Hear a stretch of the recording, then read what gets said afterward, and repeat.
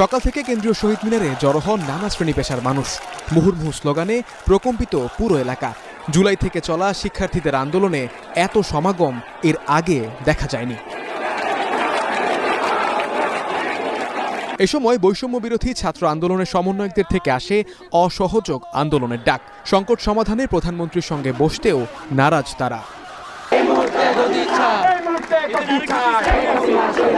দুর্নীতি, লুটপাট এমন কিছু বাকি নাই যে তারা করেনি।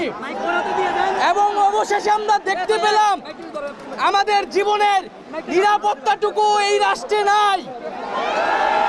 যেই সরকার ছাত্র নাগরিকদের জীবনের নিরাপত্তা দিতে পারে না, আমরা সেই সরকার চাই না। আজকে নাকি এই দেশে সব একজন ব্যক্তির কথায় হয়, সব উন্নয়ন কার কথায়? একজন ব্যক্তির কথায় নাকি হয়।